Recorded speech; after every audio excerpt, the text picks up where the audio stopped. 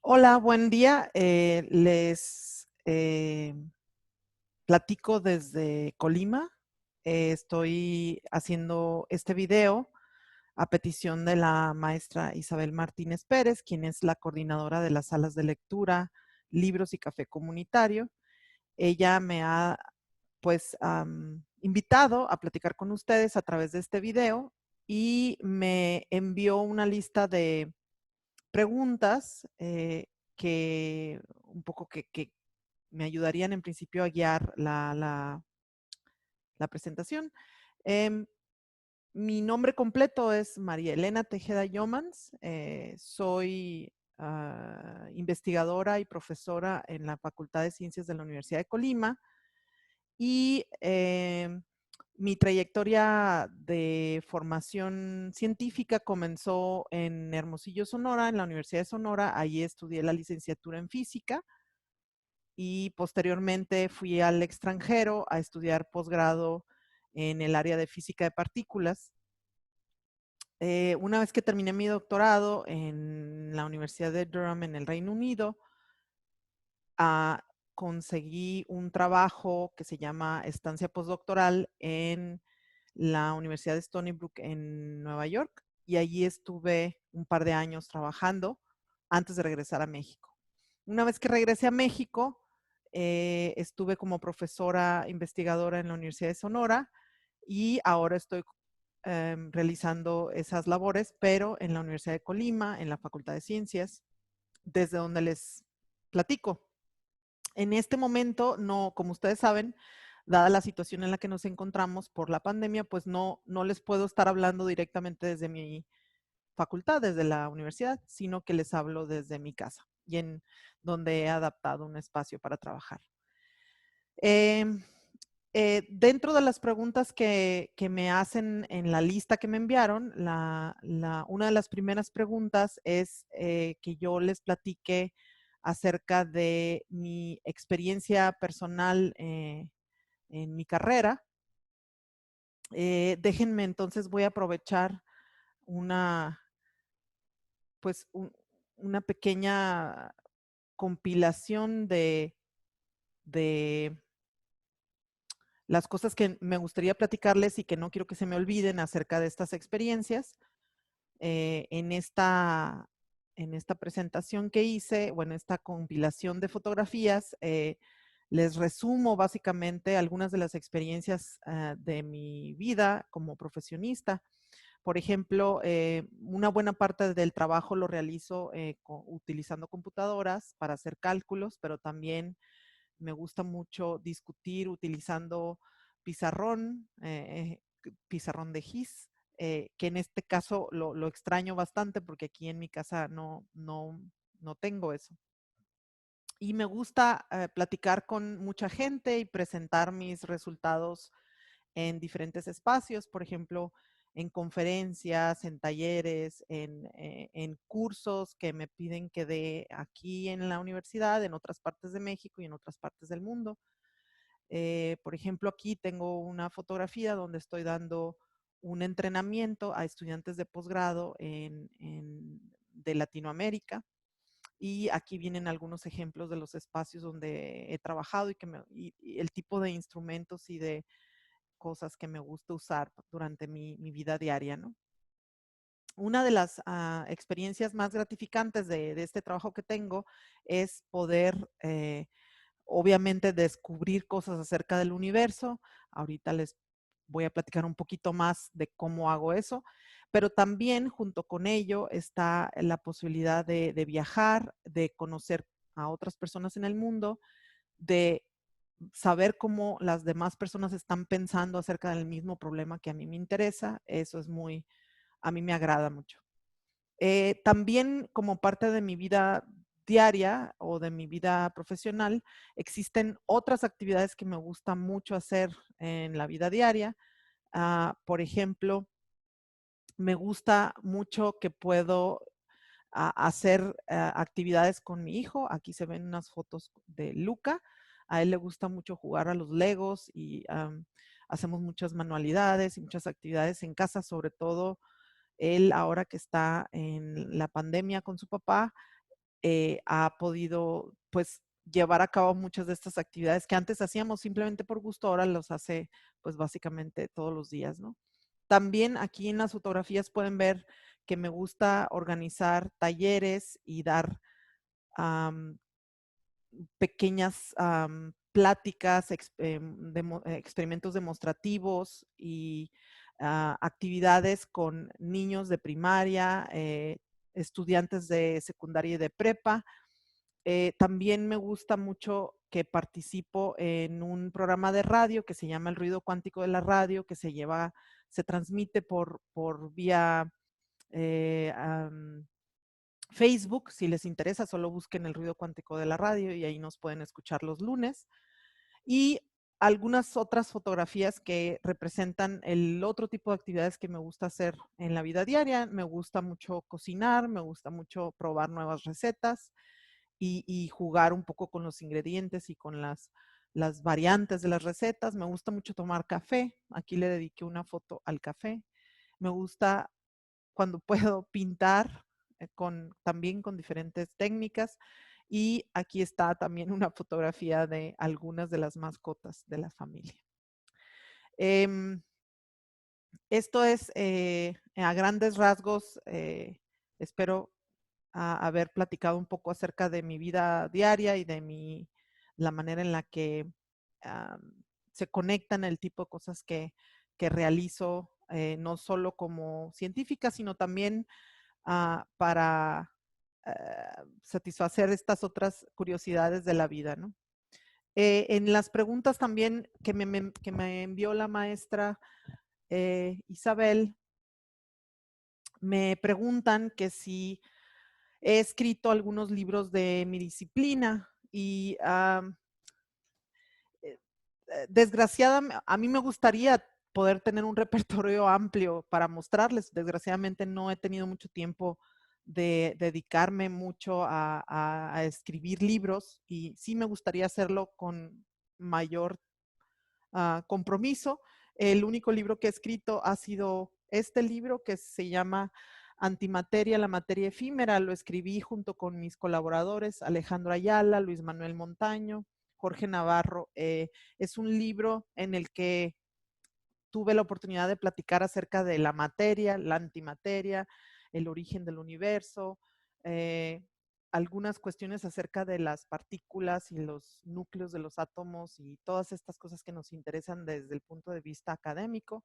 Y también tuve la oportunidad de utilizar mi interés por el dibujo y en particular la acuarela y los dibujos que se utilizaron en el libro son míos y pude, digamos, conjuntar mi gusto por el dibujo con esta obra, ¿no? Eh, a lo largo del tiempo que estuve colaborando para escribir este libro, también aprendí cosas acerca de cómo cada vez mejorar más la manera en la que uno se quiere comunicar con diferentes audiencias y me quedaron muchos proyectos en el aire que quiero trabajar en ellos para seguir intentando escribir libros o algún otro vehículo de lectura que me permita pues platicar de lo que hago a los niños y a los jóvenes. Eh, ah, mm, Dentro de la lista de preguntas que me hicieron también me preguntan cómo es un día normal de trabajo en mi profesión. Eh, y lo más interesante de lo que hacemos es que creo que no existe un esquema fijo de lo que va a pasar en un día. Puedo decir a grandes rasgos que típicamente un día contiene una cierta cantidad de horas que uno da clase, pero también una cierta cantidad de horas en las que uno se reúne con los compañeros para discutir acerca de cálculos o de problemas o de gráficas o de código de programación para hacer todas estas cosas que estamos haciendo en la ciencia. Y entonces, a veces tú tienes planeado el día para que sucedan ciertas cosas de estas que acabo de mencionar, pero siempre salen cosas nuevas, ¿no? Por ejemplo, siempre hay una reunión ocurriendo en algún lugar donde se va a discutir tus intereses y a lo mejor tienes que ajustarte a eso, o alguno de los estudiantes tiene preguntas y necesita discutirlas para poder seguir avanzando en sus cálculos o en su trabajo. Y entonces, bueno, o todas las demás cosas que pueden pasar en una institución.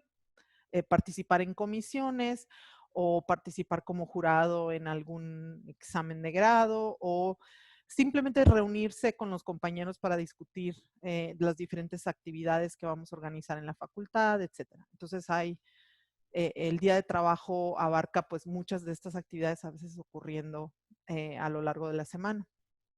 Lo que más disfruto de mi carrera, también me preguntan aquí, es precisamente eso, que me ha permitido no solo adentrarme en el estudio de los aspectos de la estructura de la materia en el universo, sino que también me ha permitido aprender cuestiones de gestión de proyectos, de administración de proyectos o de organización de talleres para entrenar a otros estudiantes o me ha abierto las puertas para conocer a profesores y estudiantes de otros niveles educativos, conocer sus inquietudes y quizá contribuir con algunos talleres también para enriquecer las inquietudes que tienen los niños y las niñas cuando les llama la atención la carrera científica.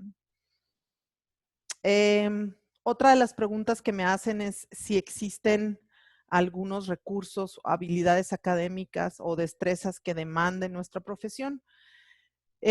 Yo creo que en estos días lo que se nota más es que cualquier profesión que uno quiere seguir, pues va a requerir que lo hagamos porque nos gusta precisamente eso que nos pide la profesión, porque tenemos el tiempo para dedicárselo, pero muy importante, sobre todo ahora en la época de la pandemia, porque tenemos el apoyo que necesitamos para hacerlo. Los niños, las niñas, los jóvenes actualmente lo que más creo yo requieren de nuestra parte es que los podamos acercar a los recursos de cómputo, a los recursos de enseñanza a distancia, a todos estos recursos que ya existen allá afuera y apoyarlos con el desarrollo de pues, nuevas habilidades para que puedan procesar toda esta información. No creo que se requiera tener un cerebro especial o una manera específica de pensar para seguir una carrera científica. Yo creo que al contrario, lo que se requiere es tener una curiosidad sobre los aspectos científicos y como cualquier otra profesión se requiere que te dediques de lleno a aprender todo lo que ya está ahí hecho antes y a colaborar. Eh, la mayoría de la gente quizá a veces se imagina que la carrera científica es una carrera como solitaria, donde estamos ahí aislados y trabajando en nuestros cálculos, ¿no? O en nuestros experimentos.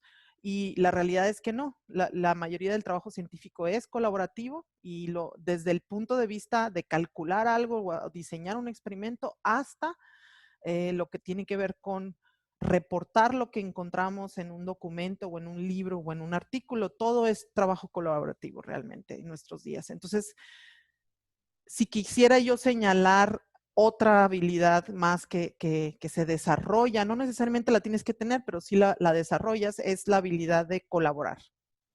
Esta habilidad realmente te lleva lejos en estas áreas, ¿no? Y yo creo que en muchas, ¿no? En todas. Dentro de las preguntas también me dicen que les interesa saber cuáles serían los factores o causas por las que hay una baja demanda de profesionistas científicas. Y yo creo que aquí ya estamos entrando en las preguntas acerca de la manera en la que la mujer en las ciencias se ha podido desempeñar pues en los últimos años.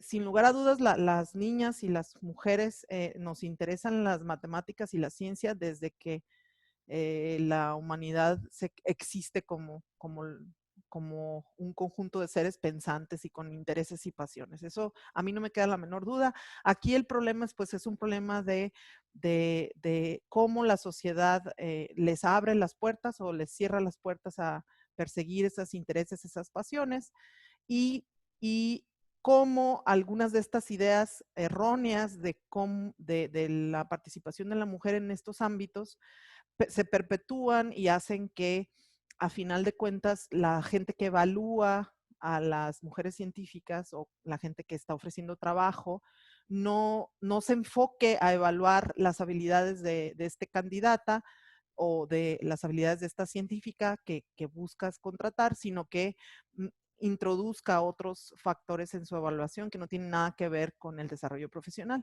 Y eso a la larga hace que exista pues, un desequilibrio en, por un lado, mujeres y niñas jóvenes que sí están persiguiendo licenciaturas o bachilleratos con un perfil científico porque tienen un claro interés en las matemáticas y en la ciencia, y por otro lado tienes un déficit de mujeres y científicas en, por ejemplo, en contrataciones permanentes en laboratorios, instituciones públicas, en la industria, etcétera, ¿no?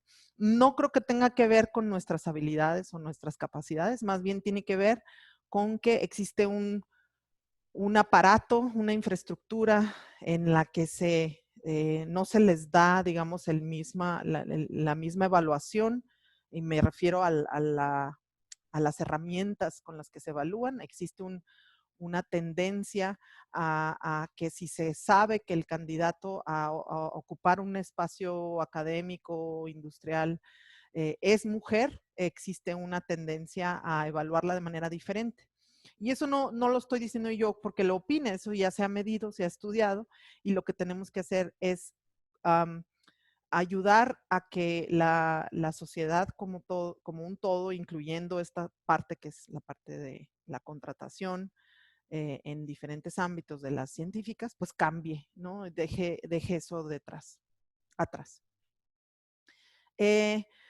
Si yo tuviera la oportunidad, esta es otra pregunta, si tuviera la oportunidad de enseñar ciencias en preescolar, primaria, secundaria o bachillerato, ¿cómo yo me acercaría a esa actividad? Yo no he tenido la oportunidad de dar clases así. He tenido la oportunidad de dar talleres o de dar charlas o de contribuir con entrenamiento de diferentes niveles educativos en aspectos científicos. Mis padres son maestros de bachillerato y yo vi durante mi juventud y mi niñez cómo ellos trataban de hacer actividades o diseñaban estrategias para enseñar a nivel bachillerato. Yo creo que en general la pregunta de cómo enseñar o cómo acercar más la ciencia a los jóvenes y a los niños es una pregunta que nos lleva mucho tiempo a nosotros pensar qué hacer, cómo hacerle, ¿no? Lo que hemos encontrado es que la mayoría de los estudiantes tienen un interés natural, nato, por aspectos científicos y aspectos de las matemáticas, pero quizá no se han dado cuenta que ese interés y esa curiosidad por estos aspectos se puede volver parte de un desarrollo profesional. Y entonces creo yo que una buena parte de nuestro tiempo la tenemos que dedicar a mostrar a los niños y a las niñas desde temprana edad que el desarrollo profesional en un ámbito científico, en un ámbito de las ingenierías, del cómputo, todas estas áreas, les va a dar no solo un mejor nivel de vida a la larga, si logran tener una de estas carreras, sino que también les permite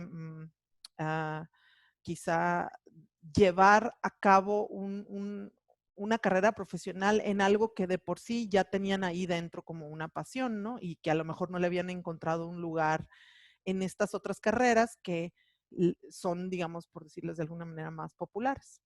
En la Facultad de Ciencias tenemos muchas actividades anualmente. Si ustedes van a la página de la Facultad de Ciencias, van a ver el anuncio del Instituto Heisenberg, del Taller de Mujeres en la Ciencia y de otras actividades que se realizan todos los años, precisamente para no solo acercar el conocimiento científico a la población en general, sino también enfocarnos en los niños y las niñas que ya traen un interés y ofrecerles un camino, una trayectoria escolar que los lleve a esta profesión. La educación científica en las niñas mexicanas es otro tema que me ponen en la lista de preguntas. ¿Cómo la observamos? ¿Qué qué recomendaciones necesitamos darle a quienes pudieran influenciar más esa educación científica o esa trayectoria científica, diría yo, de las niñas y las mujeres en la ciencia en México. Pues en particular, lo que nosotros notamos aquí en la Facultad de Ciencias y lo que noto cuando voy a las primarias y a las secundarias es que las niñas, como lo decía hace un principio, y las jóvenes estamos interesadas en estos aspectos científicos y de las matemáticas desde siempre. Y aquí la única cuestión es qué tipo de información les estamos dando los padres de familia, los profesores o las autoridades educativas a esas niñas que muestran ese interés que ya de por sí uno esperaría que tuvieran, puesto que forman parte de la mitad de la población.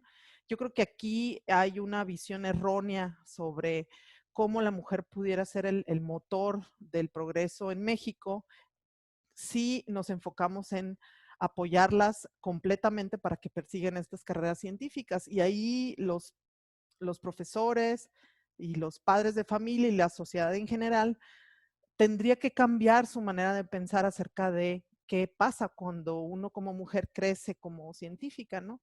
Eh, definitivamente en la carrera científica, como lo dije al principio, te abre muchas puertas, te permite conocer el mundo en general y te permite conocer a mucha gente en las diferentes áreas de la ciencia.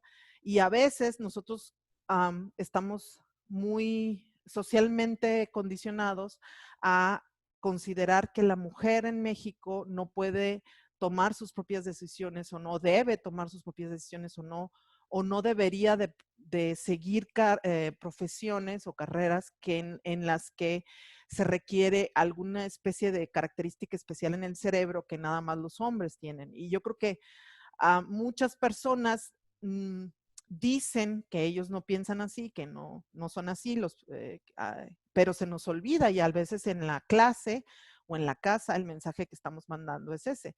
Le estamos mandando el mensaje al hijo de que él sí puede escoger estas carreras, y a la hija le mandamos el mensaje de, pues a lo mejor sí puedes escoger esto, pero no para siempre. Eventualmente vas a formar parte de una familia, vas a tener hijos y vamos construyéndole la vida a las niñas desde temprana edad.